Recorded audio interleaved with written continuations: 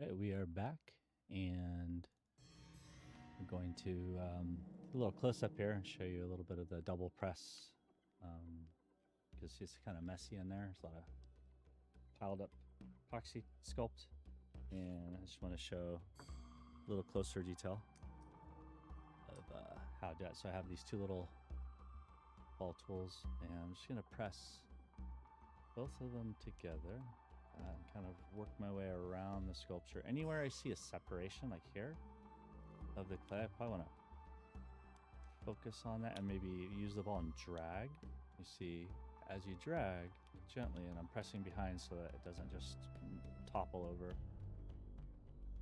There we go. And it kind of unifies the, oh, the camera a little too close, didn't it? But yeah, it unifies the strips of clay. So there's definitely times where you want to keep that separation, and there's times where you want to blend, and that's where when the epoxy is this stiff already, I've lost a lot of the ability to kind of drag betweens. But I'm going to give it a shot, like right in here is a good example. You can see the two strips of clay right there, and if I come in there and I press them together, see right here, there's a line right there where it clearly looks like two strips of clay. I gotta make sure I get the wax. And I'm just gonna press from both sides, a little at a time, feel how strong or weak it might be, and then work my way down. A little rivulet there. And yeah, it's got some, still got some wobbles going on, so I really am kind of working down the structural, it came loose, it didn't adhere. And so this might have been some earlier ones where I had wet my tool, and then yeah, like these were wet a second ago. Gotta dry them off. But so in that case, I gotta like really press and drag and press and drag and get that epoxy to stick to the surface, dang it. And like, it's almost like kneading the clay on the spot with your tool rather than kneading it together with my hands on the table. As you often see me doing. And, you know, if it comes loose, maybe I'll just run with it. You know, maybe I'll just bring it up and let a little hole go below it. I need to. You can see that clear separation right there. So yeah, if dragging the clay down to the body below it still doesn't stick, I'll just lift it up and let it have a look at a little canyon. So learning to work the material, happy accidents, right, at the same time as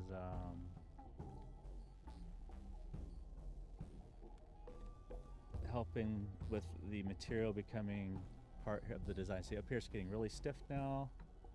I'm hoping it stays. Come on, I'm pressing, I'm guiding as I press, pinching it forward. These nice little crescents. And then at the end of it, I'm gonna kind of grab my spatula tool and kind of press gently, kind of rock it across the top and press and drag. Go. Pressing, dragging. If I need to. The ball, or I could get another spatula tip and have this a little smaller. These are my two of my favorite ones right here. So that could work also. We'll see. But I can, you know, if I got a little upset earlier, I would just remind myself, hey, it's a two-part. You know, I can drill it and add more later. And it's the desire to want to be done with something, balanced with, you know, is it a good design decision being made, or is it a bad design decision being made? So you gotta, we're figuring that out as we go. I'm just hoping my focus stays in here if I'm not paying close attention. There it goes. Let's see. Let's back this up. Maybe you guys don't need to be that close, and put it back on my little dias.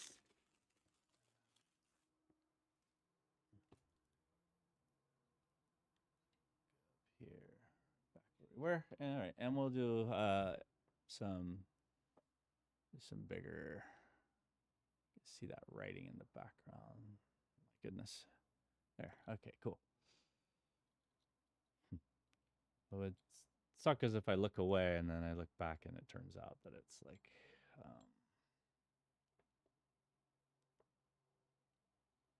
been focused on something in the background the whole time, and my everything that I'm working on is all blurry.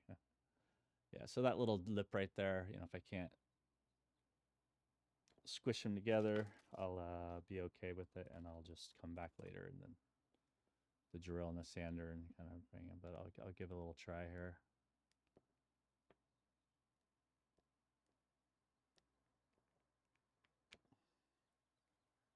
Is that adhering? So is that from the older? That's from the older side. Okay, no problem. So let's give it a good tight squish.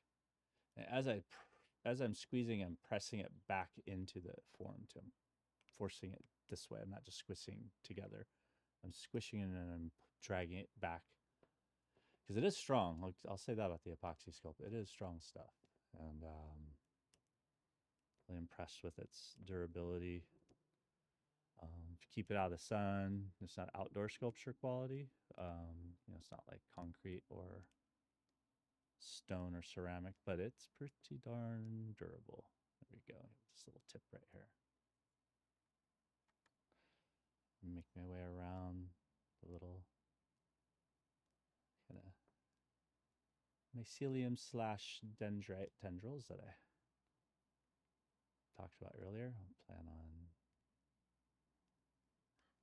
getting each of these, have a little bit more of a dendrite /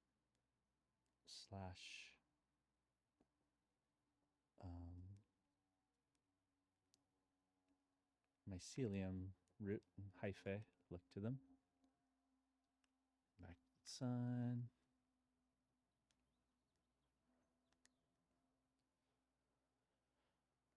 And yeah, this is where, oh boy, where, oh girl, where did I put new stuff on and where did I forget? And, you know, can I move fast enough to, you know, do some proper tooling to all my new pieces? It's we're discovering right now. Here it is again. Here's this weak ridge right here, and drag down. And I'll just leave it and see if it how well it survives. This one, I got this whole ridge right here to play around with. So yeah, there we go. Discovering where it's still soft enough, and I'm going, ooh, that's got a lot now. Same thing. I gotta be careful as I squeeze, I don't pull up on accident, as I, you know, may want to do unintentionally, just in the way it feels as I'm pressing it. But yeah, that's all hard. I feel like a dentist. Here are plaques up here. There's hard, hard, soft. There we go. So kind of like the dentist.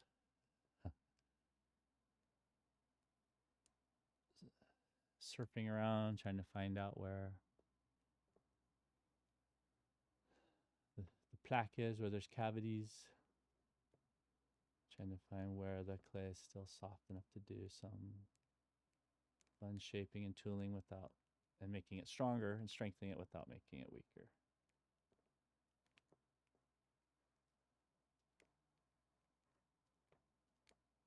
And for this one, also I'd say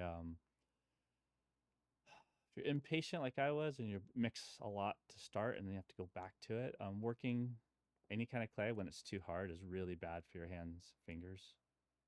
So working at the clay when it's the right hardness is very important too. It's a very important skill to learn. Don't ruin all those awesome young tendons too early. You're gonna ruin them eventually. I can feel it in my wrist, my elbow, my thumb. So yeah, so I'm getting lots of those little pocket holes, right? And then you can go back over and get a different shape again too. In terms of the ball tools that I have lying around. Just trying to. There's a little bigger one. And maybe I go to some key spots on the design and press that nice larger rounded tool to leave a bigger canyon. Also, it'll do more surface space faster. And if I drag right with the tool, it should make it go a little faster at the strengthening. Like right here is still a big separation, the strip, so I'm gonna really get in there and push and drag the tool down.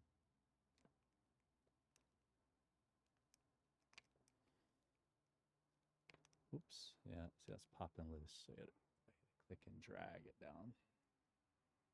Drag, press back. And now we'll be careful with my back pinky, I'm not grabbing anything. So, a little redundant at this point, I'm just kind of yapping it up with y'all.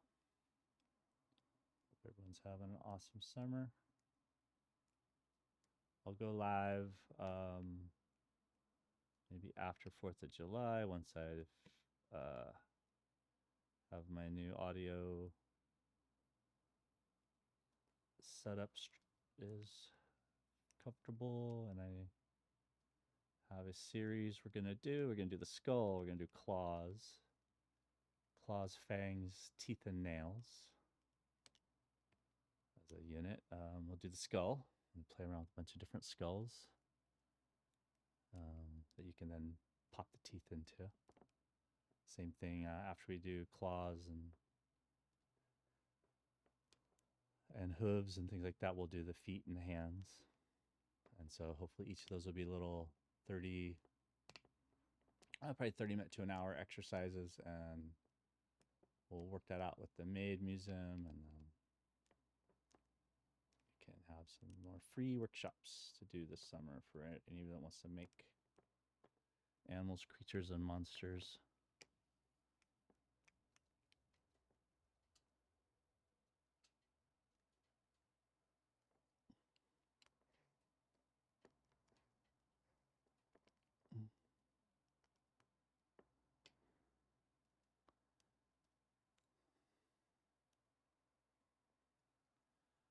Let's see, that's too hard. That side's looking okay. Let's go around and let's do these last. This side right here, this one, and again checking the sides if I can see. Yeah, it looks good. There's an area right in here. There's like some separation. I'm gonna keep pressing and dragging that down, so save me some sanding. Yeah, don't pass the buck with Apoxie Sculpt, Magic Sculpt. Been doing that a lot lately, and I'm finding like I'd rather be doing this than the sanding and grinding steps. So if you're gonna put off doing something when it's still soft enough to do it, ask yourself, okay, how much time am I saving, and am I just making that much more of the messy grinding phase part of the process than it needs to be, because I was getting tired doing this, or whatever the reason might be. And just switching hands, ball sizes. I think just to unify the design. Pinch that together, get rid of that seam. Nice. And then this whole backside in here, to do that still, I can see. Oh, that's hard. Okay, never mind. In the older design, oh, that's soft. And then I added the soft above it, and so I'll do that.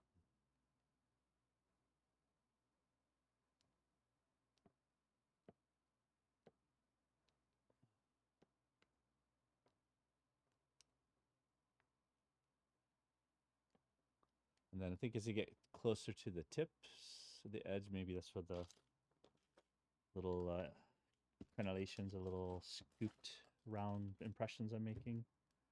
They probably should get smaller as they get to the outer end, right? So just gonna remember when to change my tools out.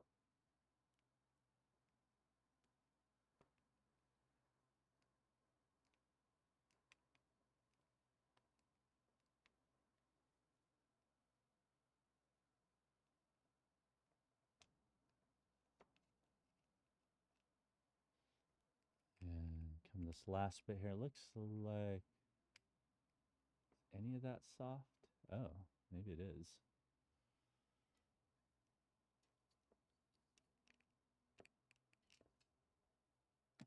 Good to know. I know I should come back up to the top as well before I'm done, but all right, let's get this last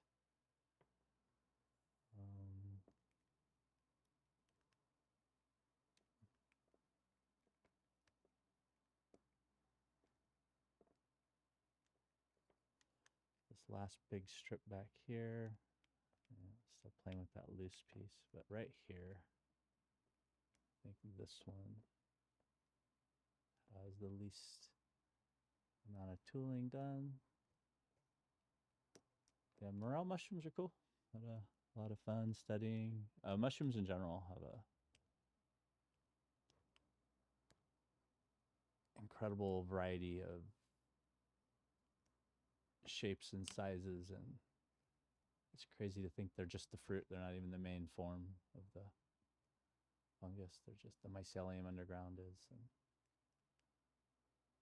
that still, oh, it's a little, oh yeah, see that. Now I'm getting to the outer limits for how hard some of these have become. And I'm pressing hard. Maybe I shouldn't be. But once it's that hard, probably just do a little bit with it, unless you got, I can already feel my fingers cramping. Be extremely careful. Here, let me get the larger ball to hold from the back. And you don't want to muscle it and then have a piece completely snap off, or worse, damage your hand so that you can't use it the next day. Oops, it's almost slid off my pedestal there, didn't. It's so light. Maybe it's better without it. Yeah, I can see the shadow.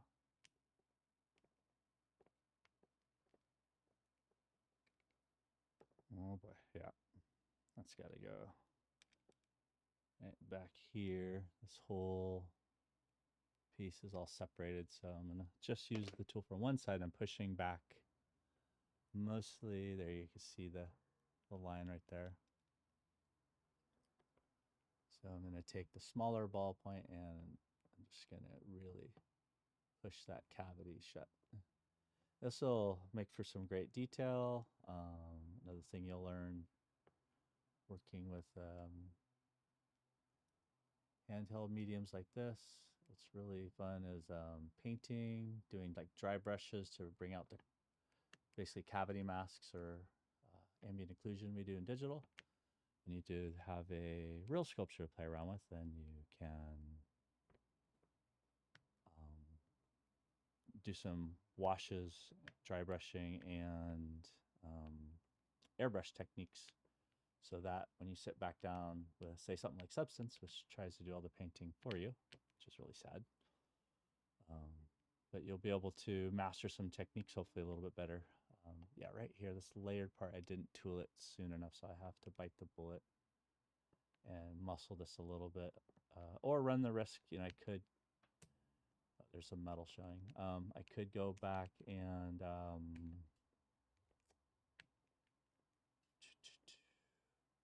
Dremel it, right? So now I'm making that decision. Okay, do I just Dremel it, or as I work it's getting a little softer. Come from the other side here, work the whole back sides undone, and then down to these last three, and then that first pass will be done. I can do some horizontal bridges in between for the next step. But yeah, this is pretty rough. So yeah, I'll keep pushing on it. If I start feeling some real pain or cracking, I will stop and just will Dremel it, right? So you got to decide. I will decide. Oh yeah, that's fun though. Yeah, but pressing from both sides.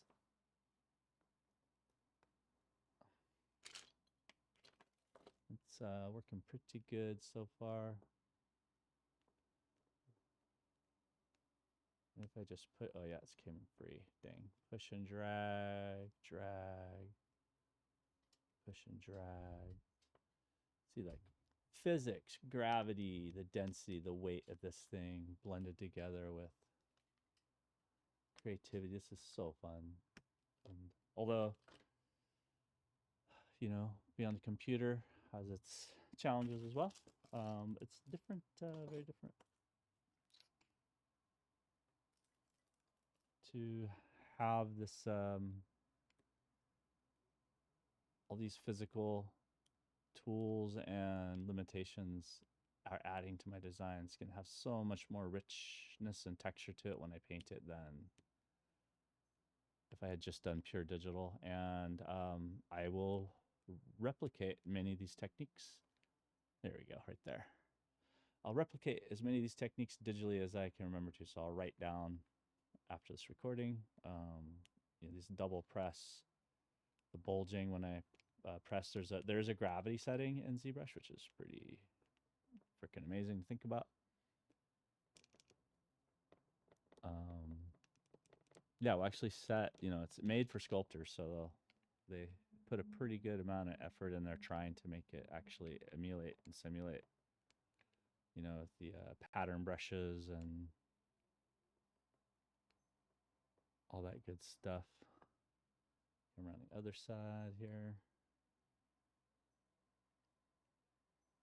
So that will be the advanced sculpting series. We'll hopefully, if you've done the biped recipe, you can follow and have your model kit so you can make a character within an hour once you've done your base biped. Once that's done, doing the advanced techniques, all of a sudden, just like when you first learn 3D, like if you use Blender or Maya or something, it takes a few months to get competently comfortable moving around. But these advanced techniques also, once you do them and then remember to use them in the right moments, it gets really fast, right? So yeah, that one didn't adhere hard at all, so I'm really pressing hard.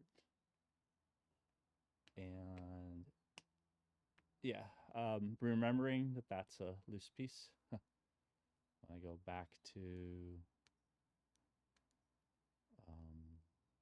add more, that would be pretty important with this piece. But I think it's be an obvious one too. So I think, yeah, adding some extra epoxy back in there won't be too bad. Let's see if I can use my other tool here and see if I can get it to stick right up here, at least at the top. So I'm using my pinky to, or my finger to hold it, and then pushing the epoxy in from the other side. There we go. And making sure, of course, that it's part of the design.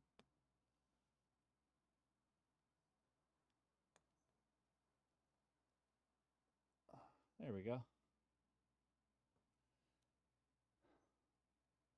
I do believe that's fairly successful. I'll leave it at the end there. Found some more. Hopefully, as I'm grabbing, I'm not accidentally. It's almost impossible to not grab it a little bit. There we go. And then this last piece here, I think I should stop.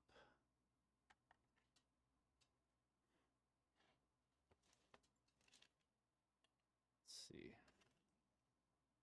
And slide this back a little bit.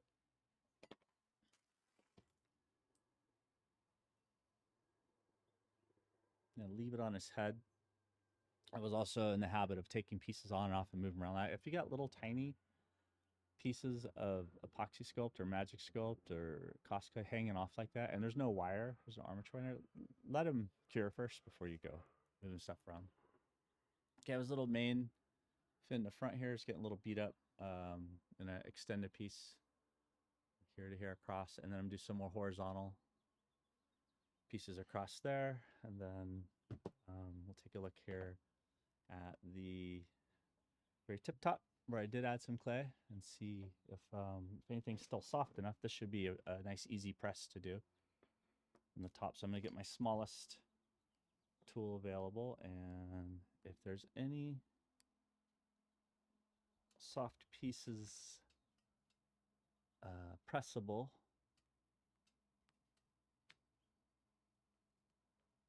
it looks like it's all stiffened up, so it must have been hitting the 2-hour mark. Yep, no, all solid. That one's a little soft right there. Spin it around some more. This one I thought was softer. Nope, it's hard. Okay, so have to Dremel it out, right? So because I didn't capture it when it was soft enough, now I have to do extra carving work. And so note to self, I'm gonna mix smaller chunks at a time. This one there. Yeah, drag that down. Cool. So any little gaps, cavities, places where it looks obviously where you just set a piece on there and there's two. Yeah. There's some really good depth going on, like way down in there. See if I can see. Top down, bottom up view. All right, guys. We'll see you in the next video. All right. Cool.